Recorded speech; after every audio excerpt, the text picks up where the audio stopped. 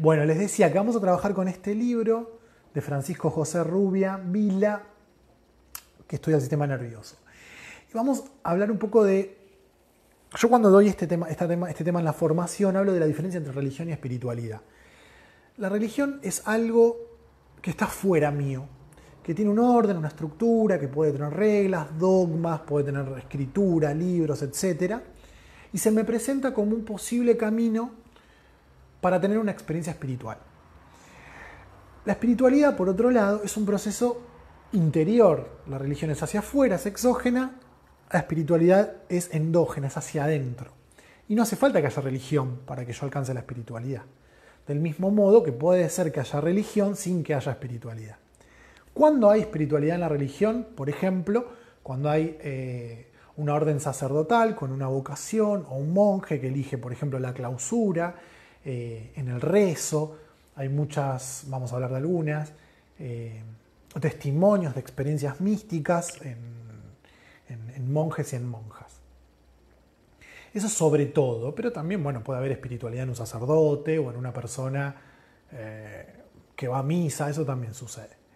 Pero no necesariamente. En la espiritualidad no necesariamente hay una religión. A veces hay espiritualidad, ahora vamos a ver los niveles de espiritualidad, cuando conecto con el arte, por ejemplo. Entonces, eso es lo que vemos más o menos en la formación. Pero acá me gustaría que nos adentremos en lo que tiene que ver con el aspecto, digamos, terrenal, físico, material, biológico, el cerebro, si quieren, cómo las neurociencias explican el fenómeno de la espiritualidad en el hombre. ¿Todo hombre es espiritual? Sería una pregunta interesante. Y la respuesta es sí. La espiritualidad está en nosotros, aunque sea en potencia. En filosofía, cuando algo está en potencia, no está en acción. Es decir, puede ser realizado, pero aún no. La espiritualidad está como una semillita que puede ser un árbol y aún no lo es. Para algunos está en un gen, para otros está en una predisposición cerebral, en una estructura que tenemos, sobre la que vamos a hablar también, que ya nos predispone a la espiritualidad. Jung decía que tenemos un espacio en el psiquismo para que lo ocupemos con el arquetipo de Dios. Cuando la psicología habla de Dios, no habla de cuestiones teológicas, cuestiones filosóficas ni reveladas. Habla de la imagen de Dios. La imagen de Dios es un símbolo que va a representar ese arquetipo que nos habita. Recuerden que arquetipo es el patrón de conducta, para explicarlo sencillamente. Pero todos los seres humanos tienen una imagen de Dios, incluso el que es ateo y no cree en Dios. Vamos a ir desarrollando eso. La etimología de la palabra religión, esto lo cuento porque es como una anécdota interesante, es un chiste que hace Dolina y que ni en pedo me va a salir como Dolina, pero lo traemos acá a colación. Religión tiene que ver con religar, volver a unir. ¿Con qué? Con la divinidad. Un poco esa es la etimología de la palabra religión. Y la etimología de la palabra espiritualidad viene de espíritu.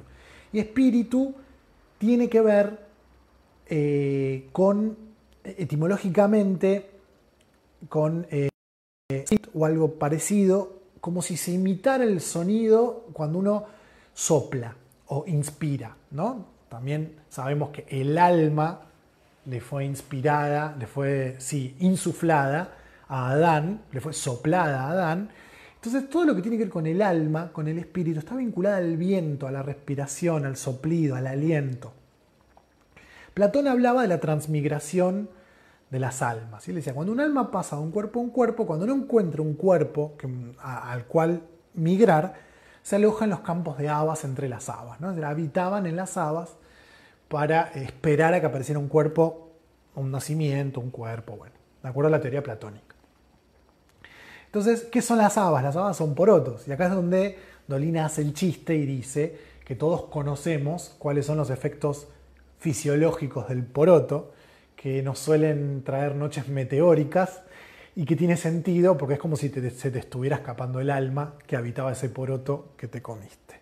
Bueno, siempre me pareció gracioso escucharlo y contarlo y lo traigo acá cuando hablo de la etimología de religión y de espiritualidad. Pero vamos a centrarnos en lo que este autor, Francisco José Rubia, nos dice de espiritualidad. Y él dice que la espiritualidad es el acceso a una experiencia emocional, ahora vamos a ver por qué dice que es una experiencia emocional, interna, acuérdense que la espiritualidad es adentro, es el acceso de una experiencia emocional interna que produce satisfacción y felicidad, atemporalidad y una sensación de que formo parte del todo. Son las tres patas que hacen que algo sea una experiencia espiritual. Repito, mucha felicidad, sentir que pierdo la noción del tiempo y de que estoy unido con el todo. Pierdo la condición temporoespacial, digamos. Y esto se logra, según el autor, gracias a una estructura cerebral puntual que nosotros tenemos. Él va a decir que el cerebro genera la realidad. Y esto es algo que también dice el budismo. El budismo habla de la maya. La maya es una irrealidad. ¿Por qué? Porque el budismo trabaja mucho sobre cómo la mente genera sufrimiento. Entonces nos enseña el budismo, entre muchísimas cosas, a desidentificarnos de la mente y darnos cuenta que lo que sentimos, percibimos, es irreal. Pero las neurociencias nos dicen que aquello a lo que accedemos cuando despertamos, el Buda, significa el despierto, también está creado por el cerebro. Y ahí, bueno, podrán venir las discusiones. ¿Y cómo se sale de esta discusión el autor? De decir, ¿es Dios o no es Dios eso que vemos cuando estamos en una experiencia espiritual?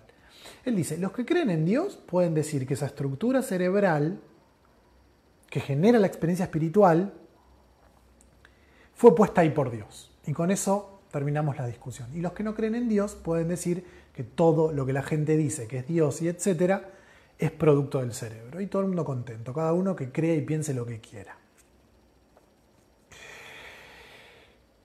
Y él dice también que hay una primera y una segunda realidad, este autor, ¿no? Cuando nosotros entramos en ese estado de felicidad, de atemporalidad y de sensación de unión con el todo, entramos en la segunda realidad. Déjenme que acomode acá para poder leer bien.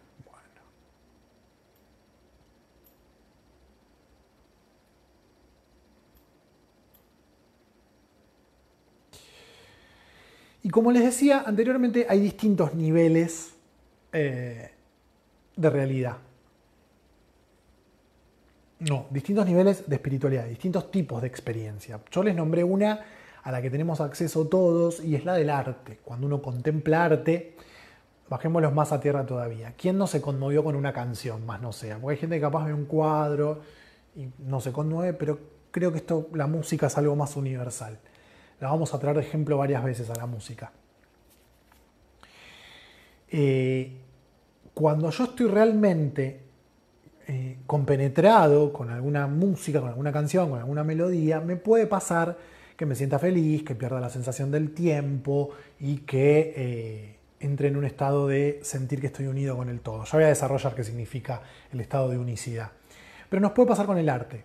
Nos puede pasar observando un atardecer, un amanecer.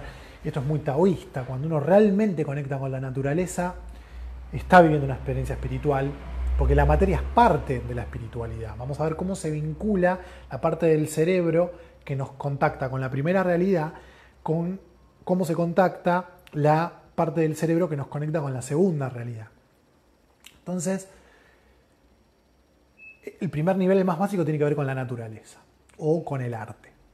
Otro también importante es cuando uno siente la llamada a la vocación, sobre todo cuando es religiosa, cuando alguien entra a una orden religiosa, muchas veces hay una experiencia espiritual en ese acto de querer formar parte de una comunidad religiosa, espiritual, filosófica, porque se puede dar también cuando uno conecta con una ideología política, social, cultural, también uno puede estar teniendo una experiencia espiritual. Y la máxima es la que se conoce como las experiencias místicas o los estados ampliados de conciencia, sobre lo que vamos a hablar más en profundidad, pero lo que sí les voy a decir ahora sobre los estados ampliados de conciencia, y esto lo he dicho en otros vivos, por eso lo reitero ahora, no es lo mismo un estado alterado de conciencia que un estado ampliado de conciencia. La conciencia puede hacer lo que puede hacer, entonces yo no la puedo alterar como para que haga algo que no puede hacer. Por ende, siempre es un estado ampliado o elevado, podría ser otra palabra, para hablar de esas experiencias que tengo cuando, por ejemplo, consumo un alucinógeno o una sustancia enteógena, que ya vamos a hablar de eso y les voy a explicar por qué se llama enteógena también.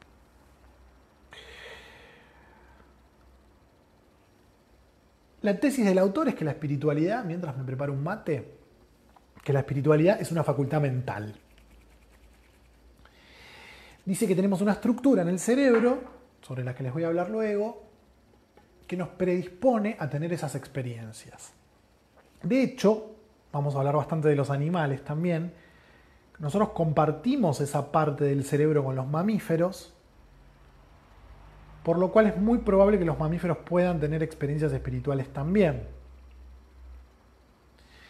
Cabe señalar que cuando vamos a dormir y soñamos, estamos teniendo una experiencia espiritual. Muchas tradiciones de sabiduría dicen,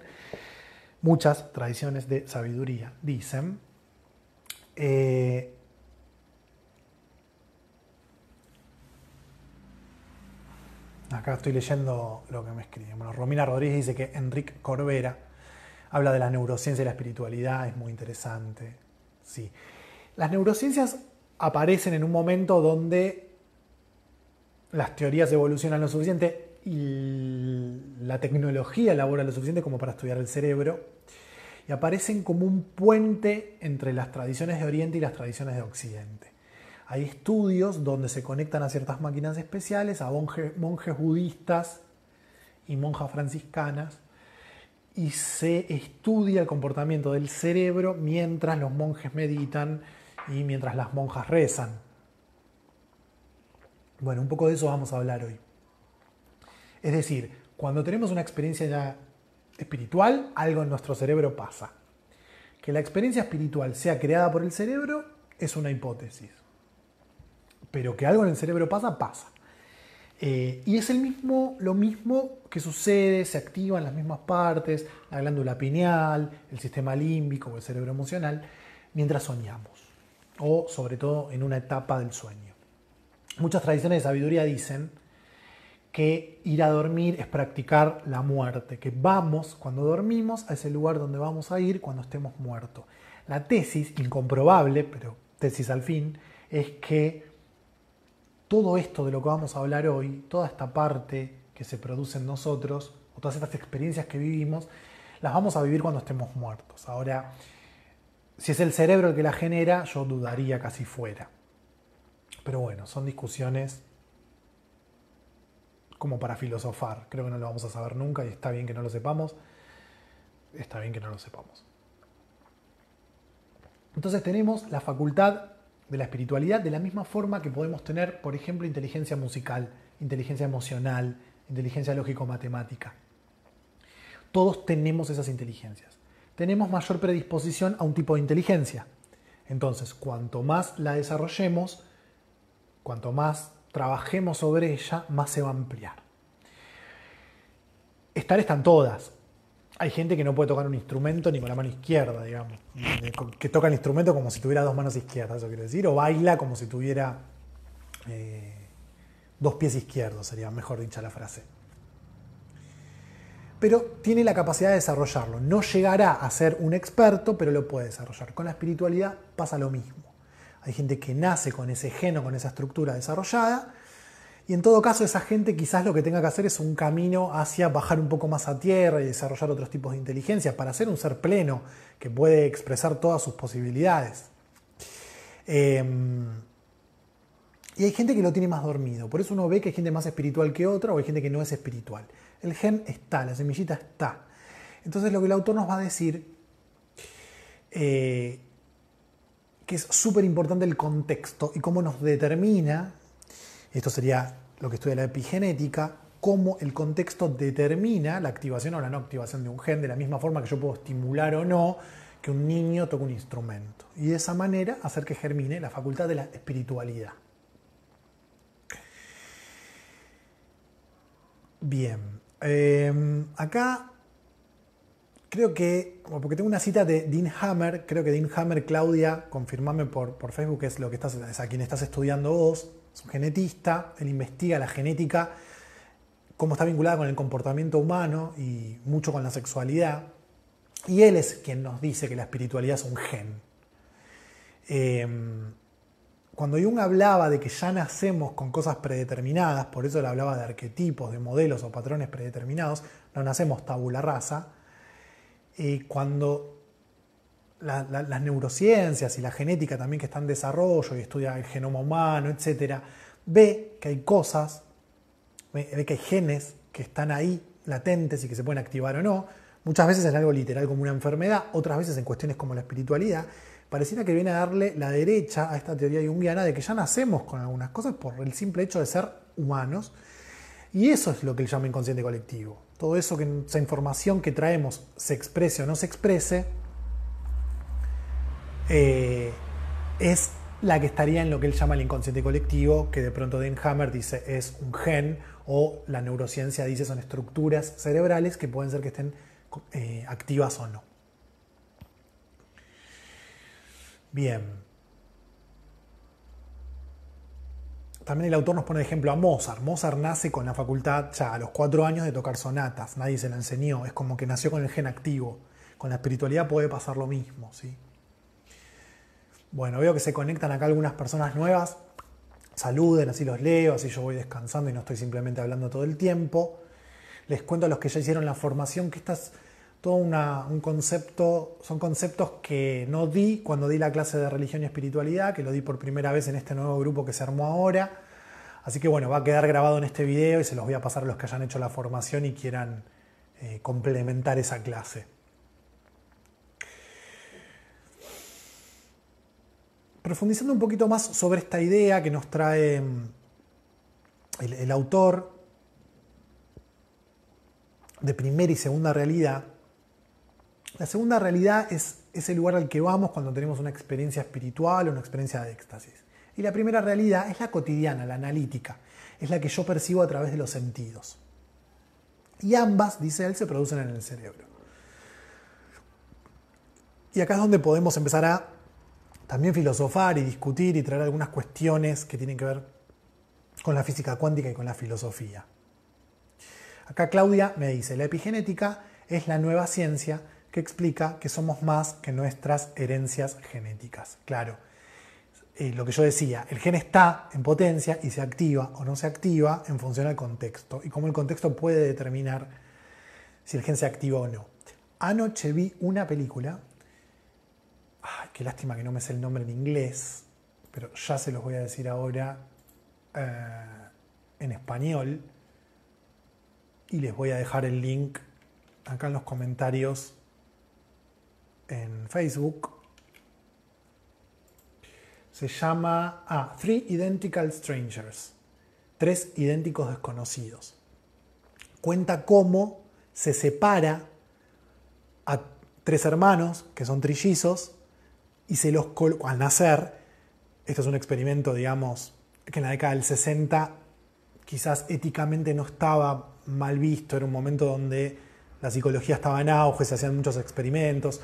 Otro experimento famoso es el de la cárcel, donde ponen una cantidad de personas como guardias de seguridad y otra cantidad como presos y los observan el comportamiento y a pesar de saber que es un juego empieza a darse esta dinámica, ¿no?, del dominador y el dominado. Bueno, no me acuerdo el nombre de esa, está en Netflix.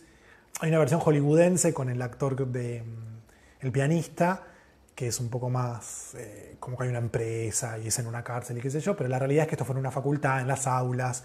La que está en Netflix expresa esto. Creo que es con Edward McGregor, creo. Pero esta película, volviendo, se separa, es un caso real, es un documental, caso real, la otra también es un caso real, pero con actores. Esta entrevistan a los trillizos. Los separan al nacer, es un experimento psicológico, los ponen en 3 familias distintas, se estudió a las familias previamente, y se los visitaba periódicamente para ver cuál era su comportamiento, a pesar de ser trillizos, de tener la misma madre, de tener los mismos genes, etc. Y ver si realmente se repiten, si hicieron cosas sin haberse conocido, o cuáles fueron las diferencias en función a cómo la crianza fue activando esos genes que están ahí dormidos. Así que ahí les estoy pasando el link como un comentario en Facebook. En Instagram no puedo, cualquier cosa vayan a Facebook. Dice Claudia, Hammer explica las 5 leyes biológicas y cómo por qué se dan los procesos biológicos que llamamos enfermedades. Muy bien, ¿viste? Yo cuando lo leí dije, este es el de Claudia.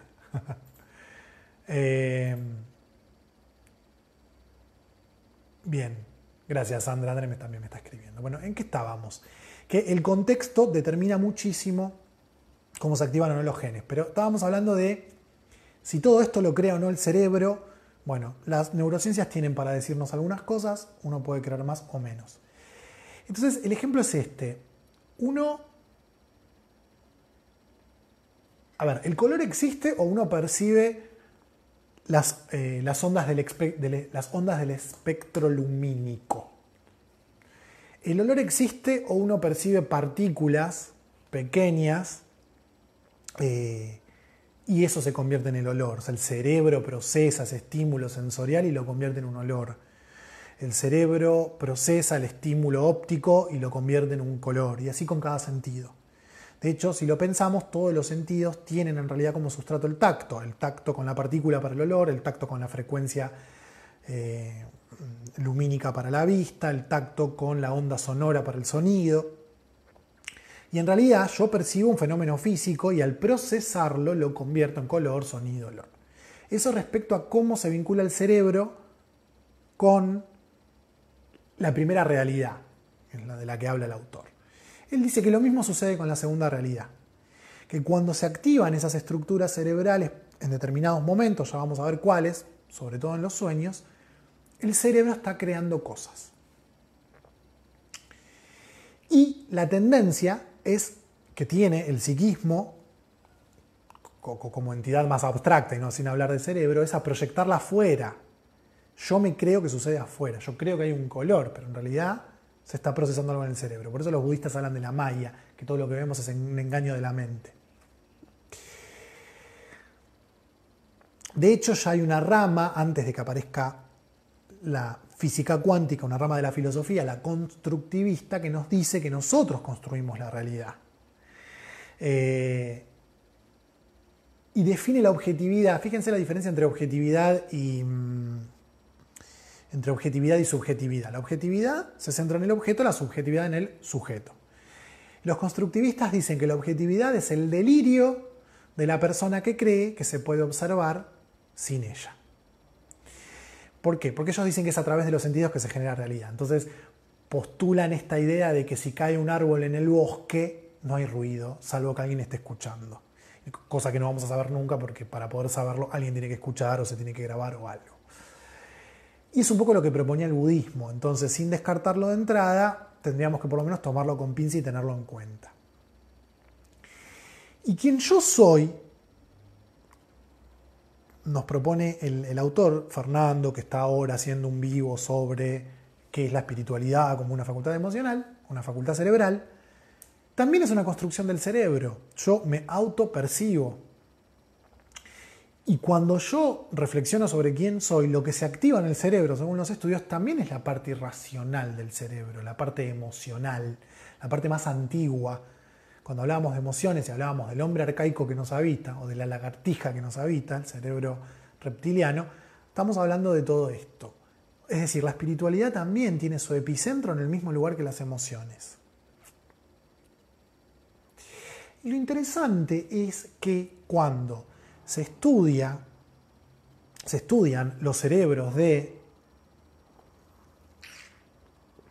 determinadas personas que pertenecen a determinadas culturas y se les pide que mediten, recen o evoquen la imagen de Dios, que a un budista piense en Buda, que a una monja franciscana piense en Jesús,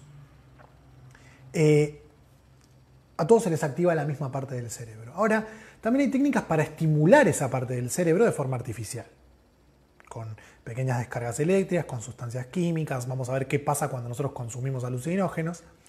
Lo que cada persona ve va a ser lo que ya tiene dentro, diría Maradona. ¿Qué quiere decir esto?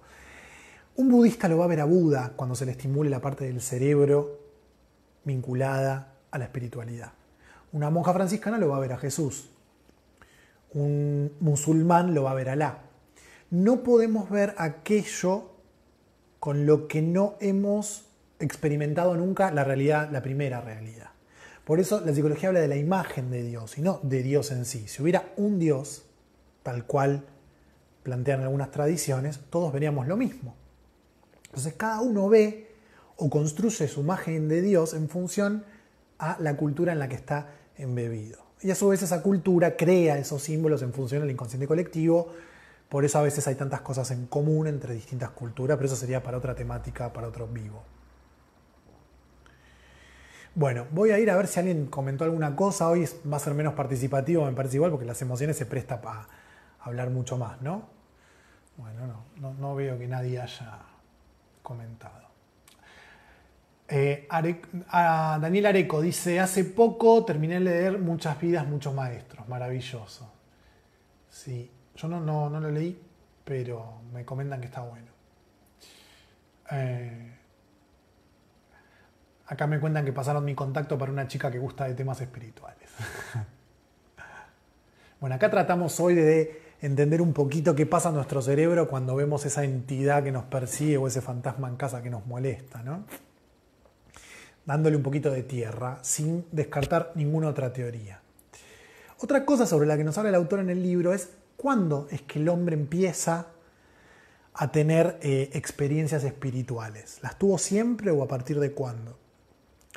Y él dice que el hombre aparece aproximadamente hace 200.000 años en la Tierra y hasta hoy, y el 90% del tiempo fuimos cazadores-recolectores. De esto estuvimos hablando en algún otro encuentro. Y recién a partir del año 10.000 a.C., es decir, hace 12.000 años, se asienta y empieza a cultivar. Ahí hay un cambio, porque una cosa es andar merodeando por todos lados, buscando dónde puedo cazar, dónde puedo comer algún fruto que recolecto, y otra cosa es tener que quedarme en un lugar, respetar las estaciones para ver cuándo planto, cuándo cosecho, cuándo como, etc.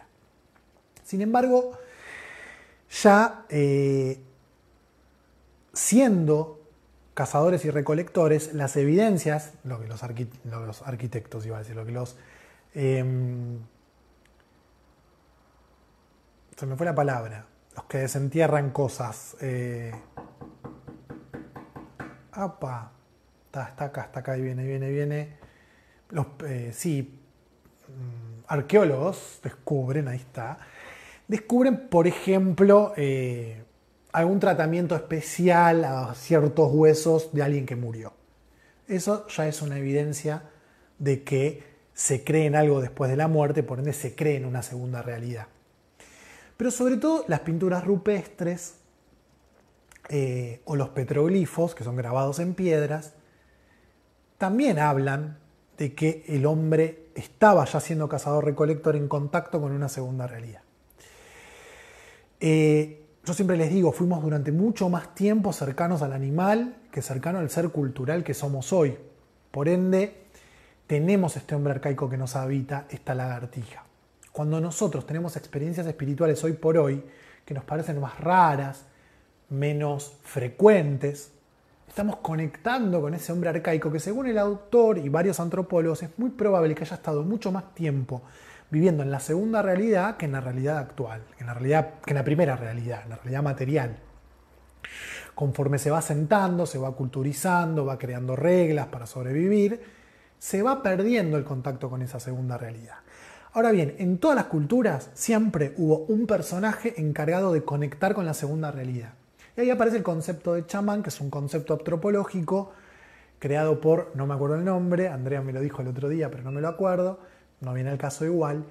No es que todo brujo sacerdote que esté en una tribu es chamán. Chamán es un término genérico y cada tribu le da su propio nombre, ¿no? El hombre medicina, por ejemplo, la mujer medicina es un chamán. Y conecta con la segunda realidad o, de acuerdo a la tradición de sabiduría, uno puede decir, conecta con el mundo de los muertos, ¿no? ¿Y de qué manera? Bueno, la percusión de tambores se utiliza la privación de los sentidos, aún hoy, cuando uno medita, por ejemplo, cierra los ojos para anular al menos un sentido, porque, ¿qué sucede con el cerebro? El cerebro está constantemente recabando información a través de los sentidos y generando realidad, según esta teoría. Cuando lo privás de todos los sentidos, el cerebro empieza a generar realidad propia sin estímulos. Y ahí es donde aparece la segunda realidad. Esa realidad generada por el cerebro sin estímulos es esa segunda realidad. También, bueno, danzando, pero sobre todo privándose de los sentidos. ¿Y cómo hacían para privarse de los sentidos? Se adentraban en cavernas, en cuevas. Y esas cuevas es donde se encuentran las pinturas rupestres. Por ende, los antropólogos y los estudiosos de estas cuestiones nos dicen que probablemente los dibujos que se realizaban en las cuevas eran realizados por chamanes en estado de éxtasis, en estado de conciencia ampliada, es decir, en contacto con la segunda realidad, porque muchos de los patrones que dibujaban tienen que ver con las cosas que uno ve cuando consume sustancias alucinógenas, por ejemplo, ¿no? Estas imágenes psicodélicas, los espirales, lo caleidoscópico, unos determinados puntos que tienen cierta distribución. Y además, y acá viene algo que les va a interesar, ayer, cuando hablaba de esto en clase ayer, es como se coparon todos, consumiendo alucinógenos. Y nos cuenta el autor cómo es que el hombre aprende a consumir sustancias alucinógenas naturales, obviamente. Nosotros tenemos que, sobre todo en la década del 60, aparece el LSD, que es cuando aparecen las investigaciones transpersonales y se estudia esos estados en los que entraban las personas al consumir el LSD, que es justamente un alucinógeno. Eso que está producido sintéticamente, artificialmente en un laboratorio, pero en la naturaleza también hay. Entonces, el hombre observaba el comportamiento de los animales y veía lo que le pasaba al animal cuando consumía determinada sustancia, determinada planta, determinado grano, determinado hongo. Entonces, como veía que no moría, que esto también era otra forma, ¿cómo sabía el hombre qué podía comer y qué no? Bueno, por ensayo de error, o porque se le había muerto el compañero, o porque había un animal que comió eso, murió, entonces esta planta no se come. Pero mirá este animal que vomitaba, comió tal planta, esta planta tiene que tener una propiedad medicinal. Mirá este animal, lo que hace, y lo que observaban era que de pronto algunos animales caían tumbados, ¿no? Y al rato se despertaban y iban corriendo nuevamente a comer esa planta para volver a quedar tumbados. Entonces, experimentando con eso, se daban cuenta que lograban bloquear, o desbloquear en todo caso, esas estructuras que inhiben ese cerebro más primitivo. O sea, ellos no lo entendían de esa manera, esta es la explicación ahora, digamos, pero al hacer esto, todo lo que produce la parte más primitiva de nuestro cerebro se nos hace consciente, la vemos acá, vemos la segunda realidad en la primera realidad, es una forma de decirlo, o vamos a la segunda realidad a consumir esto. Entonces, da algunos ejemplos del autor que son bastante graciosos. Él habla de la Amarita muscaria, que también es conocida como hongo del diablo, y es lo que supuestamente consumían las brujas, ¿no? O en la Edad Media, o en la Edad Moderna. Y él dice que probablemente cuando el hinduismo habla del soma védico, ¿no? Que es algo que se consume para alcanzar a la divinidad, estén hablando de este hongo. Tengo entendido que la Amarita muscaria es un hongo, y que se llama así porque justamente lo comió una mosca. Muscaria viene de ahí. Entonces ellos veían que la mosca lo comía y quedaba tumbada. Entonces decían, bueno, la mosca murió, pero al rato la mosca volaba nuevamente e iba de vuelta a comer del hongo y así hasta que finalmente moría. Digamos, el ser humano tiene la posibilidad de cortar con una adicción, tiene la posibilidad, digamos, el animal no. Como, no en el caso de la mosca, pero sí en el caso de los mamíferos, no sabemos bien qué le pasa a la mosca, pero es muy probable, como el mamífero comparte ciertas estructuras cerebrales con nosotros, que el animal, como les decía más arriba, más temprano, tenga experiencias espirituales cuando consume este tipo de cosas. Entonces, hay un libro que él lo cita, a mí me gusta decirle al libro Los animales se drogan, pero parece que se llama Animales que se drogan. Entonces es un relato de qué sustancias consumen distintos animales para drogarse, digamos, para pegarse un viaje, como diríamos. Y bueno, lo más básico son los elefantes que consumen frutas podridas o fermentadas y se emborrachan, ¿no? Se embriagan y se ponen realmente agresivos. Pero también tenemos en África algunas cabras que comen grano de café. El café con la cafeína es estimulante. Y contaba yo ayer en clase que el café más caro del mundo es el que recolectan de la caca de esas cabras. O sea, sacan el grano de café después de que la cabra lo caga y lo envasan y lo venden. Y bueno, aparentemente tiene un sabor especial. Pero así hay muchos animales, ¿no? Y en nuestro norte, bueno, todo lo que era el imperio incaico, lo que el Inca o las poblaciones previas observaban en la llama era que comía la hoja de coca y subía como si nada a las alturas sin cansarse, bien vigorizadas. De ahí que en el norte se empieza a consumir coca para subir a altas alturas con energía y sin apurarse, ¿no? Así que todo esto que el hombre arcaico aprendió y que durante tantos años fue construyendo nuestras estructuras cerebrales, nosotros lo heredamos y lo tenemos. Entonces tenemos la capacidad de acceder a esa segunda realidad cuando estimulamos esa parte del cerebro o cuando dormimos, porque lo que sucede cuando dormimos es que la parte consciente se apaga y descansa, se apaga entre comillas. Entonces todo lo que sucede en el cerebro más primitivo o emocional o límbico se manifiesta libremente. Entonces lo que vemos en los sueños muchas veces es lo mismo que cuando accedemos a un estado ampliado de conciencia. Bueno, todo esto ya lo dije. Voy a ir un poco a Facebook a ver si alguien me cuenta algo. Andrea, Joe Dispensa está enamorada de este tal Joe Dispensa que me da a nombre de, ¿cómo se dice?, de stand-upero. Propone que a través de la meditación se puede superar la mente analítica y efectuar cura para las enfermedades. Arqueólogo, me dice acá Daniela. Chicos, nací con Mercurio retrógrado, me cuesta. Soy lento mentalmente. Gracias, Dani. Igual me parece que estás viendo en diferido o lo leí tarde. Che, escríbanme que me aburro si no interactuamos. Bien. Respecto a esto, tenemos la posibilidad de acceder a la segunda realidad. Quiero probar el hongo que comía la mosca. No me lo crece todavía. Bueno, no sé. No sé qué quisiste poner, André. Si alguien sabe algo sobre plantas y quiere compartir, ayer Eli compartía sobre este tema. Ahora vamos a hablar. Uno puede activar esta parte del cerebro que nos permite vivir una realidad espiritual, que acuérdense, una realidad espiritual es felicidad, atemporalidad, unicidad, mientras duerme, a través de sustancias naturales, a través de sustancias sintéticas.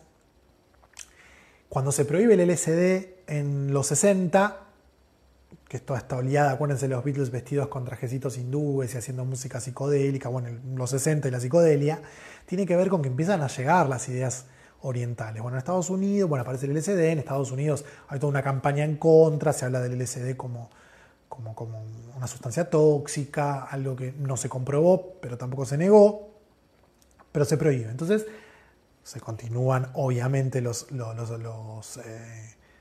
ensayos y los experimentos de forma clandestina, pero para hacerlo abiertamente se recurre a técnicas como la respiración, que es lo que nos cuenta Andrea acá. Y ayer ella me decía, y yo recordaba, que toda la idea de la Kundalini, esa serpiente que para algunas tradiciones está enroscada en nuestro chakra, no quiero decir porque Mirna me va a retar, en el chakra de abajo, hay momentos donde asciende, y cuando asciende transita todos los chakras y alcanzamos la iluminación. Hay toda una cuestión fisiológica que lo que hizo esta tradición fue expresarla como una serpiente que despierta y asciende, pero en realidad lo que sucede es que se da todo un fenómeno de abajo hacia arriba, contrayendo la pelvis, estimulando ciertos puntos, cada chakra tiene una correspondencia con ciertas glándulas que secretan ciertas sustancias que generan la activación de esta estructura cerebral que nosotros vinculamos con la experiencia espiritual. La experiencia espiritual es muchas otras cosas también, pero hoy nos estamos centrando en qué pasa con el cerebro, qué nos pasa fisiológicamente cuando tenemos estas experiencias. Y lo que nos sucede, por eso lo traigo acá dentro de lo que es el vincularnos con las emociones, es muy similar a cuando aparece una emoción.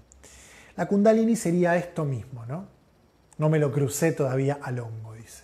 Acordate, Andrea, hongo por hongo, de a uno. Bueno,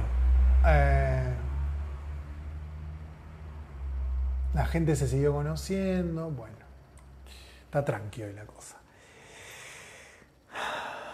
Bien. Vamos a hablar un poquitito sobre la glándula pineal. también a toda esta parte del cerebro más primitiva se la llama el sacro. Estaba esperando Mirna, el chakra sacro, sagrado, justamente, donde habita la kundalini dormida. De ahí hacia arriba, porque hay un tipo de respiración donde uno al contraer el... Nunca me acuerdo, siempre le digo Pirineo, pero los Pirineos son las montañas. Perineo, esa parte del cuerpo uno la contrae y estimula determinadas partes. No soy biólogo, sería hermoso traer un biólogo un día un vivo para que nos explique bien esto, y un astrónomo para hablar sobre las cuestiones científicas de la astrología y así. Cuando se levante la cuarentena lo vamos a hacer. Aunque lo podríamos hacer así medio en vivo, ¿no? Para que salga al aire. Bueno, la glándula pineal. Se la vincula, cuando se empieza a estudiar el cerebro, se ve que este pareciera ser el epicentro de todos los fenómenos espirituales, y sería lo que muchas tradiciones de sabiduría llaman el tercer ojo, ¿no? De hecho, la glándula pineal está en el medio del cerebro, y si uno traza una línea que entra por acá y sale por acá, justo en el medio estaría la glándula pineal. Por eso se dice que el tercer ojo está acá. Mirna dice que la energía se aloja en el sacro y se eleva por la espalda. Ese es el ascender de la kundalini. Gracias, Mir. Bueno, ¿qué pasa con la glándula pineal? Es como el epicentro a toda esta parte primitiva del cerebro, y en el medio está la glándula pineal, se lo llama cerebro límbico. Justamente limbo significa límite, y está todo en el límite de la glándula pineal. Pero pareciera ser esta glándula la responsable de generar todo esto, o la principal responsable. Perdón si digo así alguna burrada, porque yo esto no lo estudié en profundidad y estoy divulgando lo que divulga un divulgador de un divulgador, una cosa así, ¿no? Es como una quinta, sexta instancia. Así que sí, yo sé que en esencia está bien lo que digo, pero si le pifio en alguna cuestión técnica y alguien sabe, que por favor me diga. Acá Jime me dice que ella hace yoga kundalini, que una vez hizo una meditación de 1 hora y quedó como drogada. Ya lo creo que sí. Sí. Y a mí me pasó con ejercicios de respiración. Esto es lo que les quería decir. Estimulamos la parte del cerebro que genera la realidad, la segunda realidad, la realidad espiritual o la experiencia espiritual, a través de la respiración. Sobre todo hiperventilándonos. Cuando respiramos de más y estamos como medio inconscientes. Es un estado parecido al de la duermevela, o ese momento donde te despertás y pospones el despertador y hasta que vuelve a sonar estás entre que dormís y no dormís. Bueno, ahí se estimula toda esa parte. Por eso la importancia de prestar la atención a los sueños. Fíjense que en los sueños se manifiesta la segunda realidad o la realidad espiritual sin ningún tipo de estímulo exterior, sin que respires, sin que consumas, sin que nada. Por ende, más auténtico que eso no existe nada. Son un tesoro, una perla, un diamante, una gema, los sueños. Hay una frase sufí que dice: un sueño sin descifrar es como una carta sin abrir, o algo así. ¿Una carta de quién? De mí mismo. Entonces, aunque yo no entienda el significado del sueño, es importante que yo repare en el sueño. Y lo cuente, soñé con esto. Ya después el inconsciente y lo consciente elaboran la exteriorización, sin que vos tengas que hacer nada. Pero es súper importante. Por eso cuando yo escucho que hay gente que te invita a que ejercites los sueños lúcidos, me da un poco de cosa, porque digo, en el único lugar donde el inconsciente, la esencia, se manifiesta de forma auténtica, voy a llevarlo consciente también a controlar eso. Aunque para algunas cuestiones patológicas pareciera que está bueno poder tener un sueño lúcido, porque de pronto en un sueño se puede manifestar el porqué de una adicción, y si yo puedo intervenir en ese sueño, puedo, a falta de mejor palabra, decodificar ese problema. Pero los sueños son un tesoro, así que alguna vez vamos a hablar de los sueños también.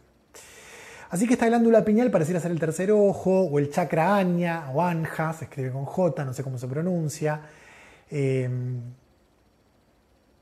Así que ya las antiguas tradiciones de sabiduría nos hablaban de esta parte del cerebro sin haber estudiado el cerebro. Y ahí Andrea me recordaba ayer en clases que el ojo de Horus, para algunos teóricos, tiene la forma de la glándula pineal. Y los egipcios tenían una costumbre, tenían la costumbre de sacar todos los órganos del muerto antes de momificarlo, justamente para que no se pudriera. y entre ellos el cerebro. Solo dejaban el corazón porque el corazón era el que pesaba, el que era pesado por el dios Pluma, se me fue el nombre ahora, para ver si habías tenido una vida justa o no, ¿no? Y una pluma en un lado de la balanza y el corazón. Tenía que estar equilibrado. Entonces el corazón se lo dejaban porque era parte del ritual de acceso al mundo de los muertos. Pero todos los demás órganos lo sacaban. Al cerebro lo sacaban con una pinza desde la nariz. Y quizás, digo yo, se me ocurre pensar, vieron la glándula pineal alguna vez y entonces el ojo de Horus lo han dibujado en relación a la forma que tenía eso, aunque si lo sacaban por la nariz no sé, quizás ahí le podríamos preguntar a un experto, ¿no?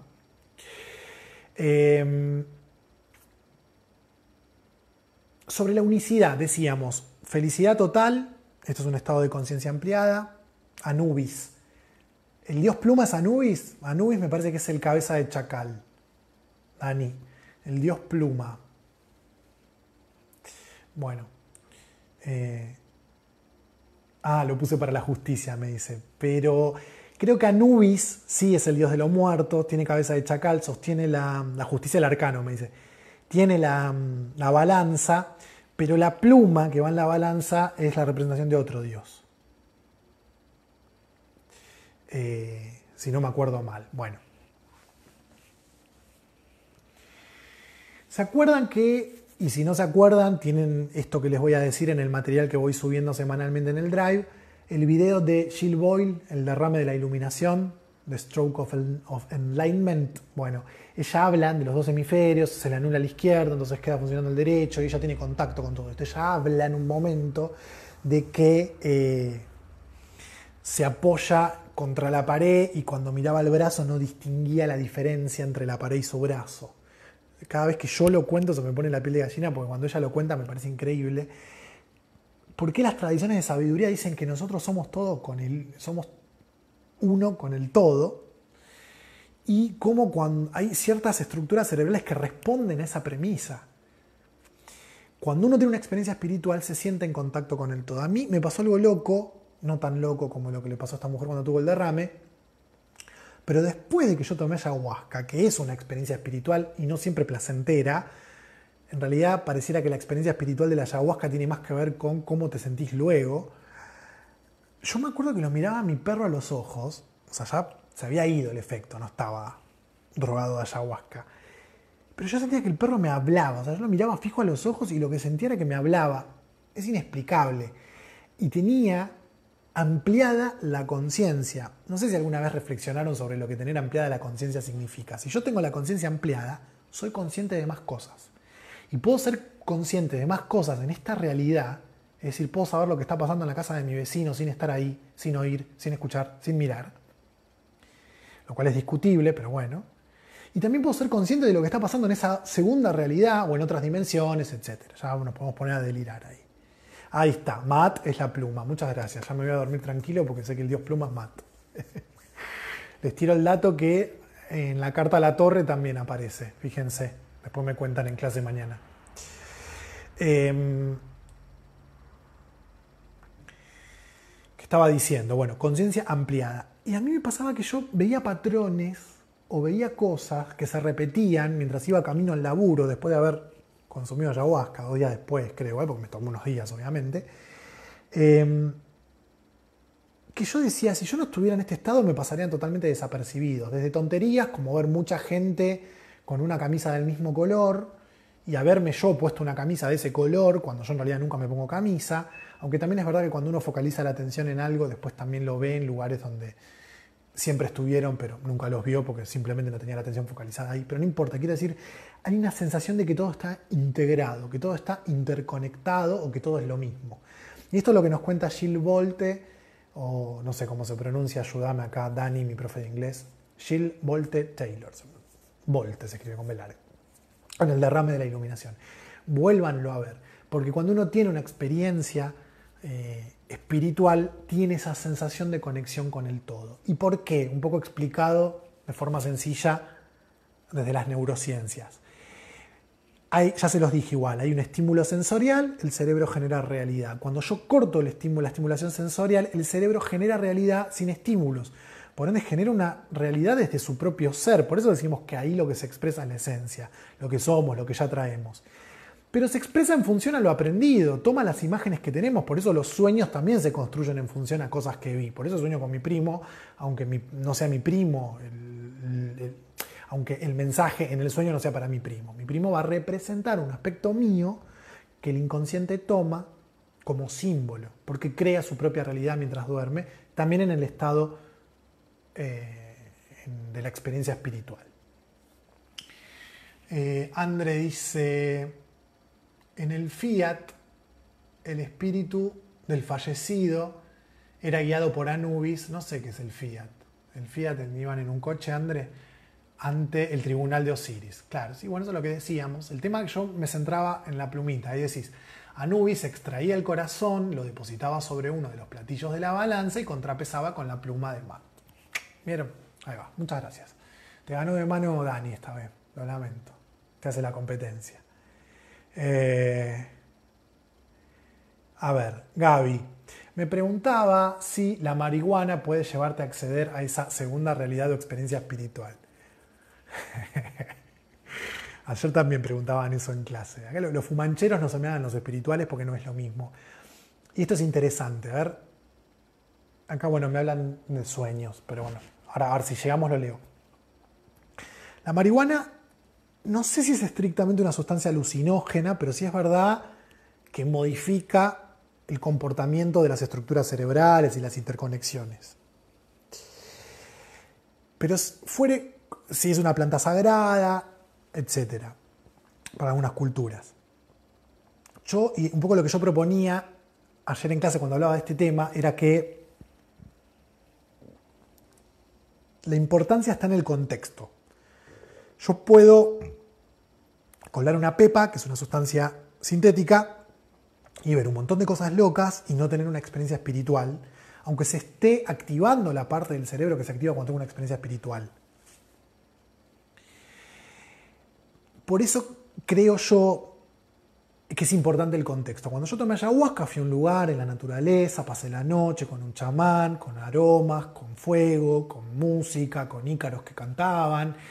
Hay todo un contexto. Y es eso lo que termina de armar la experiencia espiritual. A mi entender, fumarme un porro porque llegué cansado, juntarme con amigos a fumar un porro porque estoy aburrido, o lo que no sé si es una experiencia espiritual. Podría llegar a serlo, pero no. Yo te diría, Gaby, que no estés buscando justificativos para tus adicciones. Se lo digo en chiste porque lo conozco. María Celia Zárate Insúa. El otro día soñé que iba al teatro con una amiga que vive en Córdoba y me desencontraba y ella soñó casi lo mismo la misma noche. Escalofriante fue. Mirá, yo diría, no sé si te dicen María o Cecilia, Chechu, te voy a decir. Nosotros partimos de ciertas premisas cuando interpretamos sueños que tienen que ver con primero quedarnos con que el sueño expresa aspectos nuestros. Y de a poquito ir avanzando hacia cosas un poco más inexplicables, hasta llegar a lo que tiene que ver con lo paranormal, si querés, lo paralelo a la norma, lo paralelo a lo científico. Hay una categoría para lo que, digamos, lo paranormal, aparte es una rama de la ciencia donde, digamos, depositamos todo lo que por ahora no podemos explicar, ¿no? Y conforme lo vamos explicando, lo vamos sacando de ahí y lo vamos categorizando, sobre todo desde que aparece la física cuántica y algunas explicaciones, o por lo menos hipótesis, sin que lleguen a ser explicaciones científicas. Dentro de lo que sería lo paranormal o lo parapsicológico, porque dentro de lo paranormal se termina la transmisión en Instagram. Dame un segundito que voy a seguir transmitiendo.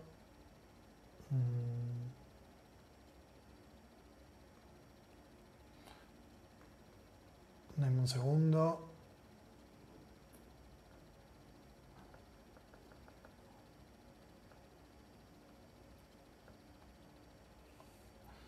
Perdón la desprolijidad. Ahí seguimos con el tema de los sueños. dentro de lo paranormal está lo parapsicológico, que sería todo aquello que la ciencia no puede explicar vinculado a la psique, digamos, al psiquismo. Entonces vos podrías preguntarte primero, en una primera instancia, qué representa a tu amiga. Y escribir en una listita 3 o 4 palabras caracterizándolas. Si querés 3 positivas, 3 negativas. Decir, bueno, ¿qué está pasando? Hay un desencuentro en ese sueño. ¿Te estás desencontrando con esos propios aspectos tuyos de alguna manera? Esto que estoy haciendo no se hace. Los sueños son súper personales, no existe el diccionario de símbolos, uno tiene que reflexionar sobre qué simboliza cada cosa para mí, pero te tiro 2 o 3 pistas o una pregunta de acuerdo a lo que a mí me inspira, lo que leo, como una posible línea de interpretación. Fíjate. Después, bueno, podríamos hablar de sincronicidad y cuestiones cuánticas y por qué tu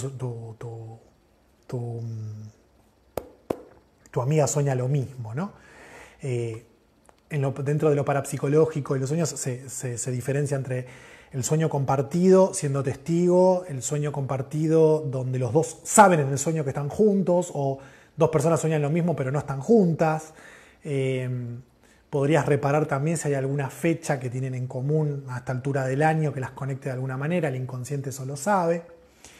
Y aprovecho y cuento, ya que yo siempre hago las cosas un poco más relajadas. No sé si Andrea me autorizás a contar lo que nos pasó anoche, a distancia, pero también fue como una conexión escalofriante, si quieren. Vos, Mirna, si tu mamá no te contó, te vas a enterar ahora, pero yo no te quería contar porque ayer estabas mal. Digo así de la cabeza, pero estabas mal de la muela. De la cabeza ya estás mal hace mucho. Fui a la farmacia a comprar y mientras esperaba que me trajeran la medicación, me quisieron robar. No pasó nada, el tipo estaba medio borracho, no importa. Entonces llego a casa, le hablo a Andrea, no sé por qué, y me dice, mañana hablamos porque estoy mal, me acaban de querer robar. Entonces yo le digo, a mí también me acaban de querer robar. Y ella me dice, sí, el tipo te daba con un Tramontina y se arrepintió. Yo digo Tramontina porque... digo Tramontina porque me causa más gracia. Parece que estaba con un cuchillo y le perdonó la vida, no sé cómo fue. Pero a los dos, a ver, por el tiempo... No te pregunté exactamente qué hora era, André, pero yo estuve 1 hora afuera. Así que en el transcurso de esa hora a los dos nos quisieron robar y llego y lo cuento y bueno, esas son las sincronicidades. Coincidencia, no coincidencia, cada uno preguntará lo que quiere. A vos te digo, Chechu, soñaron lo mismo. Yo arrancaría desde el pensamiento científico, diría primero coincidencia y después avancemos hacia lo más loco. Pero cuando mueve algo, cuando vos me decís, me da un escalofrío, dice acá Chechu, bueno, si te dio un escalofrío, si movió algo en vos, y si esto que nos pasó con Andrea movió algo en nosotros, ahí podemos laburar ya más desde lo psicológico, si querés, o desde la sincronicidad. ¿Qué mensaje de nuestra propia psiquis hay ahí? Gracias por compartir, siempre es un gesto noble compartir un sueño porque uno desnuda el alma de alguna manera. Gabriel, que me hablaba sobre el porro, pregunta por qué me sucedió sentir esa sensación de desbloqueo. Claro, él cuando fuma siente eso, claro, porque eso sí sucede. Pero no siempre que sucede eso es necesariamente una experiencia espiritual, Gaby. Ver lo de los patrones sociales. Sí, probablemente porque, claro, uno está menos en la paja mental, diría mi psicóloga. Bueno. ¿Qué me queda decir?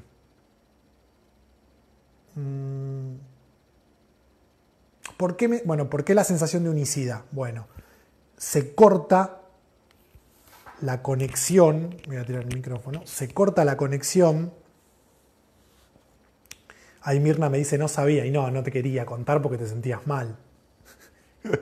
Cada vez que te visito, Mirna, tengo algún problema. No es por tu culpa, es porque no se debe romper la cuarentena. Bueno, pero necesitabas un medicamento. No fue nada grave. Si se bloquea o se desbloquea eso que me separa del resto y genera la primera realidad, hay una sensación de unicidad, que es de lo que nos hablan las tradiciones de sabiduría cuando habla de la conciencia dualista. La otra pata, la felicidad. Cuando tenemos experiencias espirituales se generan endorfinas. Las endorfinas, entre otras sustancias, son las que aparecen en determinados momentos donde tenemos que realizar una tarea y nos duele el cuerpo, no nos gusta o algo y nos genera cierto placer para que la podamos terminar. Bueno, imagínense cuando eso aparece en un momento donde yo no tengo que realizar nada extremo, me genera una sensación, por eso es adictiva la sustancia, que se llaman, a ver si lo puse acá, no, estaba más arriba y no se los dije, pero que lo tengo como está constituida acá. Las sustancias enteógenas, dentro, teo, Dios, o entiógenas a veces, pero tío, viene de teo, de Dios, teo, geo. Geo significa generado, por ende, cuando uno consume una planta, está generando a Dios adentro. Eso es lo que quiere decir sustancia enteógena. Y de hecho, por ejemplo, hay un tipo de planta, un hongo, no sé qué es, en México, que se consume, que esta cultura lo llama carne de Dios. La carne de Dios tiene que ver porque justamente si yo genero a Dios en mí, estoy comiendo la carne de Dios, se habita, lo cual tiene resonancias en el cristianismo, cuando se comulga y se come la carne de Dios, etc. Y de vuelta, está en el inconsciente colectivo la idea de que puedo incorporar a Dios desde afuera, pero esa es la conciencia dualista que me dice que lo que está afuera no soy yo. Y tiene su explicación desde lo cerebral, como les decía. Hay una división. Esa es la conciencia dualista, la no conexión entre el estado racional y el estado emocional. Bien. ¿Qué más no les estoy diciendo?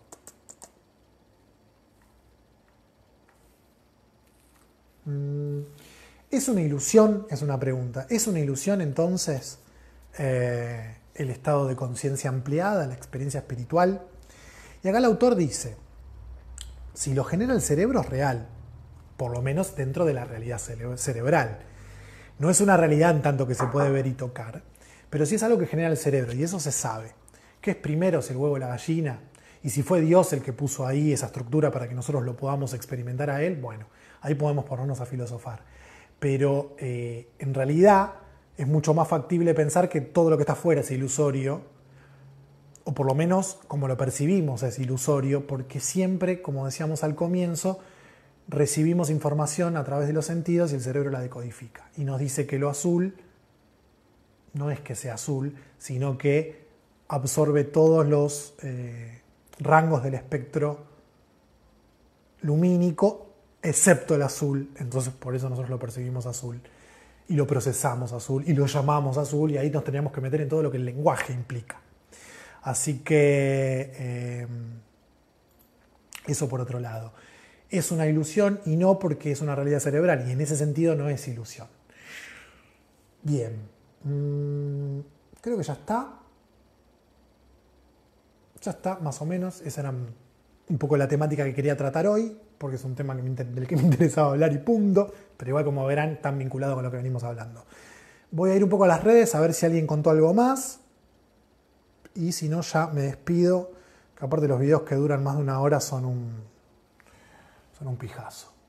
Bueno, acá en Instagram, ¿qué pasa cuando soñás algo y después pasa? Me preguntan. ¿Qué cosa esto de los sueños? Vamos a ver si hacemos un vivo de sueños. Pero no un martes. Quisiera respetar lo de las emociones los martes. Yo les decía que el cerebro procesa información que recolecta a través de los sentidos. Estamos constantemente recibiendo información. Hay información que la procesamos de forma consciente e información que la procesamos de forma inconsciente. Eso de lo que no somos conscientes lo elabora el inconsciente y muchas veces lo comunica en un sueño. Y ahí puede ser que la parte inconsciente se haya dado cuenta porque recabó información de algo que iba a pasar.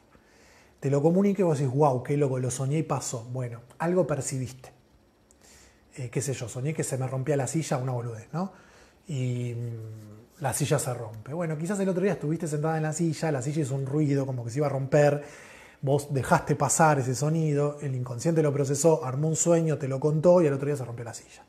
Eso son los sueños que se explican dentro de lo que es la teoría del inconsciente. Después están los sueños dentro de lo paranormal, donde ya no intervendrían los sentidos, nunca escuchaste nada, nunca viste nada, nunca oliste nada, y aún así lo percibiste de alguna manera. Bueno, eso es más difícil de explicar, no lo voy a explicar ahora, pero podríamos hacer un vivo de sueños. Así que siento mucho no haberles mandado material esta semana que pasó. La que viene retomamos, creo que vamos a hablar de crisis. Ya les digo de lo que vamos a hablar La próxima... creo, no sé, porque capaz después lo leo y tengo ganas de hablar de otra cosa. Pero, de acuerdo al esquema, deberíamos hablar de vulnerabilidad. Tanto que les vengo diciendo que vamos a hablar de la vulnerabilidad. Pero bueno, nos queda el apego y el desapego, la crisis y las emociones más luminosas, gozo, bondad, perdón, gratitud y sobre sensibilidad espiritual, que es un poco de lo que estuvimos hablando hoy. Así que les agradezco un montón. Les quiero contar a los poquitos que quedaron acá que vamos a ver si se abre un nuevo grupo de tarot en junio. Quien le interese estudiar tarot me contacta. Así le cuento un poco cuál es la modalidad, cómo es el sistema. Vemos cuestiones transpersonales puntualmente. El tarot es inabarcable. Pero quizás más adelante demos un taller más a largo plazo de tarot. Acá es más bien corto para identificar arquetipos, inconsciente colectivo, sincronicidad, etc. Quien le interese estudiar la formación transpersonal también ya empezó, pero estarían a tiempo de sumarse porque estamos en las primeras clases. Así que los invito a que me pregunten lo que quieran saber. Les agradezco por conectarse los martes, perdón por haber empezado más tarde y perdón por haber hecho esta pausa en la semana que pasó. Les mando un abrazo gigantesco. Chau.